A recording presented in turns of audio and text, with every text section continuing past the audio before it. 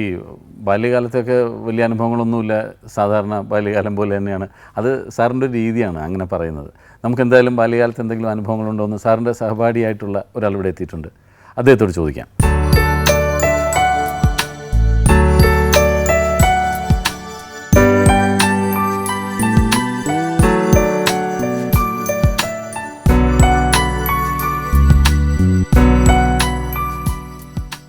സാറിനോട് ഞാൻ ചോദിക്കായിരുന്നു എങ്ങനെയായിരുന്നു ബാല്യകാലം എന്ന് വെച്ചാൽ, സാർ പറഞ്ഞാൽ എല്ലാവരുടെയും ബാല്യകാലം പോലെ തന്നെയായിരുന്നു എന്നാണ് പറയുന്നത്. ശരിയാണ്.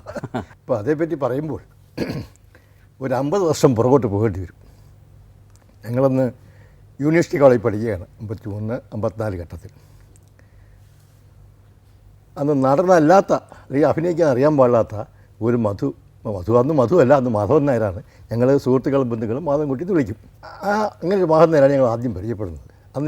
ഞാൻ അന്ന് യൂണിവേഴ്സിറ്റി കോളേജിൽ ബെസ്റ്റ് ആക്ടറായിരുന്നു. അങ്ങനെ ഒരു ഏർപ്പാടുണ്ട് അവിടെ എനിക്ക് അഭിനയിച്ചിട്ട്. അന്ന് മധു രംഗത്ത് ഇല്ല, നടന്നു പറഞ്ഞാൽ ആരും ബന്ധുമില്ല, അഭിനയിച്ചിട്ടില്ല. അങ്ങനെ എൻ്റെ ഒരു സുഹൃത്ത്, ഒരു കർമ്മേന്ദ്രൻ, കൈനിക്കര കർമ്മേന്ദ്രൻ, നമ്മൾ കരിക്കര പത്മനാഭ സാറിൻ്റെ അറിയാമല്ലോ, സാഹിത്യകാരനും പ്രമുഖ ഉദ്യോഗസ്ഥ പ്രമുഖനൊക്കെ ആയിരുന്നു. അദ്ദേഹത്തിൻ്റെ മകനാണ്, ജീനിയസ് ആയിരുന്നു. ഒരുപാട് നാടകങ്ങൾ എഴുതിയിട്ടുണ്ട്, പഠിച്ചുകൊണ്ടിരുന്ന കാലത്ത് നാടകങ്ങൾ എഴുതിയിട്ടുണ്ട്, ഏക നാടകങ്ങൾ എഴുതിയിട്ടുണ്ട്. അപ്പോൾ ഈ ആർട്സ് ക്ലബിൻ്റെ ഫംഗ്ഷന് വേണ്ടി ഇദ്ദേഹം നാടകം എഴുതും. അങ്ങനെ ഒരു നാടകം ഞങ്ങൾക്ക് അവതരിപ്പിക്കും.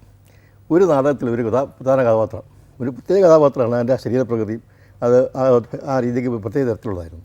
അപ്പോൾ ഞങ്ങൾ ചോദിച്ചു, ഇത് ആരാ അഭിനയിക്കുന്നത്, നമ്മുടെ കൂട്ടത്തിൽ ആരുണ്ട്?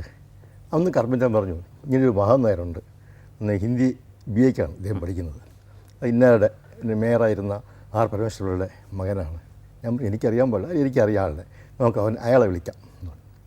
ഞങ്ങൾ എന്ന് വിളിക്കുന്നു, എനിക്ക് നോക്കില്ല, എനിക്ക് അഭിനയം അറിഞ്ഞുകൂടാ, എനിക്ക് സ്റ്റേജിക്ക് അറിയാൻ എന്ന് പറയും. ഞങ്ങൾ നിർബന്ധിച്ച് പോകുന്ന അരസമ്പളം. അത് കഴിഞ്ഞ് റിഹേഴ്സൽ വെച്ചപ്പോൾ ആളെത്തില്ല, ആളെത്തിയില്ല. അപ്പോൾ റിഹേഴ്സലെല്ലാം കഴിഞ്ഞ് ഞങ്ങൾ വീണ്ടും പോയി കാണുന്നു. അവൻ പറഞ്ഞു, ഒരിക്കലും എനിക്ക് അഭിനയിക്കാൻ അറിയണം, ഞാൻ അഭിനയിക്കില്ല, സ്റ്റേജിൽ കയറിയാൽ എനിക്ക് സഭാകമ്പൊക്കെ ഉണ്ടാവും എനിക്ക്. അപ്പോൾ നീ അഭിനയിക്കുന്നു വേണ്ട, ഒന്ന് ഡയലോഗ് കാണാൻ പഠിച്ചത് പറഞ്ഞാൽ മതി. അതൊക്കെ ഇല്ല, നിങ്ങൾ ഇപ്പോൾ ജോലി നോക്കണം. ഇതാണ് തുടക്കം. ആ മാസം നേരമാണ്. പിന്നീട് 2 കൊല്ലം കഴിഞ്ഞപ്പോൾ നാടകങ്ങൾ അഭിനയിച്ചു തുടങ്ങി, നാടകം എഴുതി തുടങ്ങി, നാടകം സംവിധാനം ചെയ്തു. അത് കഴിഞ്ഞ് കുറച്ചു കാലം കോളേജ് അധ്യാപകനായിട്ട് പോയി. അത് കഴിഞ്ഞ് സ്കൂൾ ഓഫ് ഡ്രാമയിൽ പഠിച്ചു. തിരിച്ചു വന്നിട്ടാണ്. അന്ന് ഈ നാടകത്തിൽ അഭിനയിച്ചില്ല? ഈ നാടകത്തിൽ അഭിനയിച്ചില്ല. ഇടയ്ക്കൊന്ന് ചോദിച്ചിട്ട് സാർ, പിന്നെ എങ്ങനെയാണ് സാർ ആദ്യം ഒരു നാടകത്തിൽ? ഇതിപ്പോൾ KG വന്ന് ചോദിച്ചത് ഞാൻ ഈ പറഞ്ഞതൊക്കെ ശരിയാണ്. പക്ഷെ അങ്ങനെയല്ല, എനിക്ക് സ്റ്റേജുമായിട്ട് നേരത്തെ തന്നെ വലിയ സ്നേഹവും. ഞാൻ ഈ പ്രൈമറി സ്കൂളിൽ പഠിക്കാൻ നേരത്തെ തന്നെ ദുർവാസാവിൻ്റെ ഭിക്ഷ എന്ന് പറഞ്ഞ നാടകം അഭിനയിച്ചിട്ടുള്ളവനാണ്. തൊഴുത്തിൽ ശാകുന്തളം അഭിനയിച്ചിട്ടുള്ളവനാണ്. ഞങ്ങൾ അവിടെ ഗൗരീശോട്ടത്തെ പിള്ളേരെല്ലാം കൂടെ ചേർത്തിട്ട് അവിടെ ഒരു അമ്മാവിൻ്റെ തൊഴുത്തുണ്ടായി. ശകലം റേസ്ഡ് പ്ലാറ്റ്ഫോമാണല്ലോ, മനസ്സിലായില്ലേ? അവിടെ ചെറിയ ചെറിയ നാടകങ്ങളൊക്കെ എഴുതി ഈ അഭിനയിക്കുമായിരുന്നു.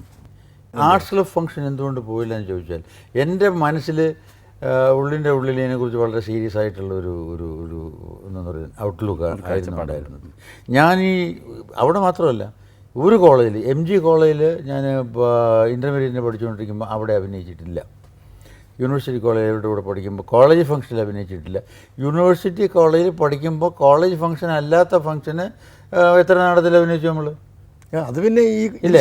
അപ്പോൾ എന്തായിരുന്നു ഈ കോളേജിലെ ഫംഗ്ഷൻ എന്ന് പറഞ്ഞാൽ ഈ നാടകത്തിനെ അപമാനിക്കുന്ന ഒരു സ്ഥലമായിരുന്നു. നാടകത്തിനല്ല, all sorts of performing arts സ്റ്റേജിൽ വരിക, കുറേ ആളുകൾ ഇവിടുന്ന് കൂവുക, കുറേ ആളുകൾ കമൻ്റ് അടിക്കുക, വേറെ ചില നീർക്കോലിയെ വരെ ഇപ്പോൾ ടൗൺ ഹാളിൽ തുറന്നു വിടുന്ന അഴിച്ചു വിടുന്ന ബാൽക്കണിയിൽ നിന്ന് ഈ നീർക്കോലിയെ പിടിച്ച് കുടലിനാക്കി കൊണ്ടുവന്നിട്ട് ബാൽക്കണി എന്ന് പറഞ്ഞാൽ ആ ഒരു കാലഘട്ടമായിരുന്നു. അപ്പോൾ ഇങ്ങനെയുള്ള ഒരുമാതിരി തമാശയ്ക്ക് ഞാനില്ല എന്നുള്ളതിന് ഉള്ളൊരു പറഞ്ഞതാണ്. പക്ഷേ അതൊന്നും പറയുന്നില്ല. ഞങ്ങൾ അത്ര അങ്ങനെ പറയത്തക്കൊണ്ടുള്ള അന്നുള്ള ഫ്രീഡം ഇല്ല. വന്ന് വിളിക്കണു ഇല്ല എന്ന് പറയണു, അതിന് കാരണം പറഞ്ഞപ്പോൾ ഇങ്ങനെയൊക്കെയാണെന്ന് പറഞ്ഞു എന്നുള്ളത്. അല്ല, അതിപ്പോഴും ഒരു സിനിമയിൽ സാറിനെ അഭിനയിക്കാൻ വിളിച്ചാലും ആദ്യം സാർ ഈ സിനിമയിൽ അഭിനയിക്കാതിരിക്കാൻ വേണ്ട കുറേ കാരണങ്ങൾ അവരോട് പറയും. എനിക്ക് ഇന്ന ബുദ്ധിമുട്ടുകളുണ്ട്, ഇന്ന പ്രശ്നങ്ങളുണ്ട്, ഇതെല്ലാം സംബന്ധിച്ചാലൊക്കെ സാർ വരുള്ളൂ. അതെപ്പോഴും സാറിന് അങ്ങനെ ഒരു തുടക്കത്തിലൊരു ഇതുള്ള ആളാണ്. ഈ നിണമണിഞ്ഞ കാൽപ്പാടുകൾ എന്ന് പറയുന്ന സിനിമയിലൊക്കെ എങ്ങനെയാണ് സാർ വരുന്നത്? അല്ല, ഇത് നെടുമണിഞ്ഞ കാൽപ്പാടുകളാണ് എൻ്റെ ആദ്യത്തെ പടം. അതെ, രാമുകാരിയായിട്ട് തുടങ്ങിയ ആൾക്കാർ, TK പെരിക്കുട്ടി, RS പ്രഭു, അടൂർ ഭാസി, ഇവരൊക്കെ കൂടി മുടിയനായ പുത്രൻ്റെ അവാർഡ് വാങ്ങിക്കാൻ ഡൽഹിയിൽ വന്നപ്പോൾ അവിടുത്തെ മലയാളി അസോസിയേഷൻ അവർക്ക് റിസപ്ഷൻ കൊടുത്തു. അപ്പോൾ ഭാസി എനിക്ക് ഇവിടെ വെച്ച് അറിയാം, ഈ അമേച്ചർ സ്റ്റേജിൽ ഞങ്ങളൊക്കെ ഏതാണ്ട് ഒരുമിച്ച് വർക്ക് ചെയ്തിട്ടുള്ള ആൾക്കാരാണ്. ഭാസിയെ കാണാൻ പോയത് അവിടെ ഈ ഫംഗ്ഷൻ്റെ അവാർഡ് ഫംഗ്ഷൻ. അപ്പോൾ ഭാസി ഇങ്ങനെ രാമകാരിയേട്ടനെ പരിചയപ്പെടുത്തി അദ്ദേഹം ചോദിച്ചു നാടകത്തിൽ മാത്രമേ ഇൻട്രസ്റ്റ് ഉള്ളൂ, സിനിമയിൽ ഇൻട്രസ്റ്റ് ഇല്ലേ. അപ്പോൾ ഇങ്ങനെയാണ് മൂട് പടം അന്ന് അവരെടുക്കാൻ പ്ലാൻ ഇട്ടിരിക്കുന്ന സമയമായിരുന്നു. അതിലൊരു റോളുണ്ട്, ചെറിയ റോളാണ്, പക്ഷേ ഒരു സിനിമാ ഹീറോ ടൈപ്പ് റോളാണ്. മറ്റേതൊരു ക്യാരക്ടർ ടൈപ്പ് റോളാണ് സത്യൻ സാർ ചെയ്യാമെന്ന് ചോദിച്ചു. അപ്പോൾ എനിക്കൊരു 2-3 മാസം കൂടെ അവിടെ കോഴ്സ് കംപ്ലീറ്റ് ചെയ്തിട്ടാണെങ്കിൽ ഞാൻ വരാമെന്ന് പറഞ്ഞു. അന്ന് ഷൂട്ടിംഗ് നടന്നുകൊണ്ടിരുന്ന നിണമണിഞ്ഞ കാൽപ്പാടുകളുടെ ശോഭന പരേഷ് എന്നായിരുന്നു എൻ്റെ പ്രൊഡ്യൂസർ. അവരുടെ സെറ്റിലാണ് എന്നെ ഈ മേക്കപ്പ് ടെസ്റ്റിന് കൊണ്ടുപോയി. അപ്പോൾ അവിടെ ടെസ്റ്റ് എടുത്തു. നെക്സ്റ്റ് ഡേ പെർമിഷൻ നേരം ചോദിച്ചു, ഞങ്ങളുടെ എൻ്റെ പടത്തിലൊരു ചെറിയ റോളുണ്ട് അഭിനയിക്കുമെന്ന് ചോദിച്ചു. അങ്ങനെയാണ് ഞാൻ നിണമണിഞ്ഞ കാൽപ്പാടുകൾ. സിനിമയിലൊക്കെ നമ്മൾ മധു സാറിനെ കണ്ടിട്ടുള്ളത് മുഴുവൻ എപ്പോഴും അല്ലേ ഒരു നിഷേധിയായ ചെറുപ്പക്കാരൻ, എപ്പോഴും എതിർക്കുന്ന ഒരു അങ്ങനെയുള്ളൊരു പരുഷമായ കഥാപാത്രങ്ങളാണ് ചെയ്തിരുന്നത്. സാർ എങ്ങനെയായിരുന്നു ഈ സുഹൃത്ത് ബന്ധം കീപ്പ് ചെയ്യുന്നതിൽ സാർ എങ്ങനെ അങ്ങനെ ഒരു ഗൗരവക്കാരനാണോ മധു സാർ? ഞങ്ങൾ തമ്മിൽ ഞങ്ങൾ ഇപ്പോഴും ഈ ഇത്രയും കൊല്ലത്ത് അകന്ന് നിന്നിട്ടുണ്ടെങ്കിലും സുഹൃത്തുക്കളാണ്. ഇപ്പോഴും ഞങ്ങൾ എടാപോട എന്ന് വിളിക്കാനുള്ള ആ സ്വാതന്ത്ര്യവും എന്നെ അവകാശമൊക്കെ ഇപ്പോഴും ഞങ്ങൾ കീപ്പ് ചെയ്യുന്നുണ്ട്. എനിക്ക് അങ്ങനെ തോന്നിയിട്ടില്ല. ഇത്രയും വലിയ നടനായിട്ടും കെ ജി പ്രദേശ് നേരം എന്ന് പറഞ്ഞാൽ ഇടേ കെ ജി എന്നിപ്പോഴും വിളിക്കും. ഇപ്പോൾ നിങ്ങൾ കളിക്കും നീ എന്നൊക്കെ എന്നെ വിളിക്കാറുള്ളൂ. ഞാനും അങ്ങോട്ട് തന്നെ അങ്ങനെയാണ്. അപ്പോൾ ആ സൗഹൃദ ബന്ധത്തിൽ ഒരിക്കലും വ്യക്തിബന്ധം അതിന് കോട്ടം വന്നിട്ടില്ലാത്തതാണ് എൻ്റെ അനുഭവത്തിൽ ഞാൻ പറയുന്നത്. വളരെ സൗഹൃദം കീപ്പ് ചെയ്യുന്ന കാര്യത്തിലായാലും തമാശ പറയുന്ന കാര്യത്തിലായാലും ഫ്രണ്ട്ലി ആവുന്നതിലൊക്കെ ഇത്രയും വളരെ സോഫ്റ്റ് ആയിട്ടുള്ള ഒരാൾ എന്താണ് സാർ സിനിമയിൽ വന്നപ്പോൾ ഇങ്ങനെ ഭയങ്കര ഗൗരവമുള്ള കഥാപാത്രം? എനിക്കങ്ങനെ തോന്നിയിട്ടില്ല. ഈ ഗൗരവമില്ലാത്തതും വളരെ സിമ്പതറ്റിക്കായിട്ടും സിമ്പതി തോന്നുന്നതും ഗൗരവമുള്ള കുറേ ഉണ്ട്. ഈ ഗൗരവമുള്ള റോൾസ് ആക്ച്വലി ഞാൻ അഭിനയിക്കാൻ തുടങ്ങിയത് എനിക്ക് തോന്നുന്നു കുറേയൊക്കെ ഈ ഹീറോ ആയിട്ട് അഭിനയിക്കുന്ന കാലത്ത് ഉണ്ടായിരിക്കാം. ഈ തന്തയായതിനു ശേഷമാണ് കൂടുതൽ. അല്ല, അതിനു മുമ്പും സാറ് ചിരിക്കുന്നതൊന്നും അധികം സിനിമയിൽ ഞങ്ങൾ കണ്ടിട്ടില്ല സാർ, ഇല്ലേ? നമ്മൾ സാർ ചിരിക്കുന്നത് കണ്ടിട്ടുണ്ട് സിനിമയിൽ?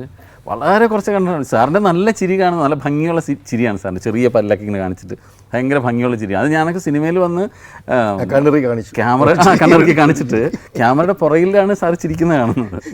ബാക്കിയുള്ളവർക്ക് അങ്ങനെ തോന്നുമെങ്കിൽ ഒരു പക്ഷേ എപ്പോഴും നമ്മൾ ക്യാരക്ടേഴ്സ് കൊടുക്കുന്നത് ആളിനെ കൂടെ കണ്ടിട്ടായിരിക്കും. ഈ സ്വന്തം സിനിമ ചെയ്തപ്പോഴും എന്തായിരുന്നു സാർ അങ്ങനത്തെ ഒരു ഇത് ചെയ്യാൻ? ഞാൻ നേരത്തെ പറഞ്ഞ തന്നെ ആയിരിക്കും, എവരെടുത്ത് ഞാൻ അഭിനയിക്കില്ല എന്ന് പറഞ്ഞല്ലോ. ഒരു പക്ഷേ ഇതിന് ഒരു പൊതുവേ മനസ്സിൻ്റെ അകത്തൊരു സീരിയസ്നെസ് ഉണ്ടായിരിക്കുക. സോ സീരിയസ് ക്യാരക്ടേഴ്സിനെ ഇഷ്ടപ്പെട്ടിരിക്കാം.